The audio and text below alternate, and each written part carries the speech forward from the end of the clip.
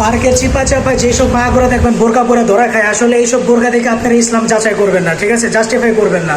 ইসলামটা যদি জাস্টিফাই করতে চান, ইসলামে যদি বোরকা দিয়ে বিচার করতে চান, তাহলে হযরত ফাতেমা রাদিয়াল্লাহু তাআলা আনহু, আম্মাজান আয়েশা রাদিয়াল্লাহু তাআলা আনহু, এদেরকে দিয়ে পর্দা জাস্টিফাই করবেন, পর্দার বিচার করবেন। আর ইসলামটা যদি জাস্টিফাই করতে চান, ইসলামটা যদি বিবেচনা করতে চান, তাহলে সর্বশেষ চূড়ান্ত নবী হযরত মুহাম্মদ সাল্লাল্লাহু আলাইহি ওয়াসাল্লাম, তার আগে ইসলামটা বিবেচনা করবেন। কোনো মোল্লা টাল্লার দিয়ে ইসলাম বিবেচনা করবেন না, ঠিক আছে। যদি ইসলামের দৃষ্টান্ত দিতে চান, তাহলে আমাদের মুহাম্মদ সাল্লাল্লাহু আলাইহি ওয়াসাল্লাম আছে। আর যদি বোরকার দৃষ্টান্ত দিতে চান, তাহলে আম্মাজান আয়েশা রাদিয়াল্লাহু তাআলা আনহু, হযরত ফাতেমা রাদিয়াল্লাহু তাআলা আনহু, কোন এই সমস্ত এগুলারে দিয়ে না, ঠিক আছে। এরা বোরকা পরে হচ্ছে এদের পরিচিত মুখ যাতে কেউ না দেখে, মিডিয়া না দেখে ধরা খাইলে, এই জন্য এরা বোরকা পরে, ঠিক আছে। আপনি এই সমস্ত মানুষের পর্দা জাস্টিফাই করবেন যে পর্দা পড়লে এরকম হয়, আসলে এগুলো দেখেন আপনি বিবেচনা করবেন। আপনি বিবেচনা করলে ফাতেমা রাদিয়াল্লাহু তাআলা আনহুরে দিয়ে বিবেচনা করবেন, আম্মাজান আয়েশা রাদিয়াল্লাহু তাআলা দিয়ে বিবেচনা করবেন, তাদের পর্দা কেমন ছিল, ঠিক আছে।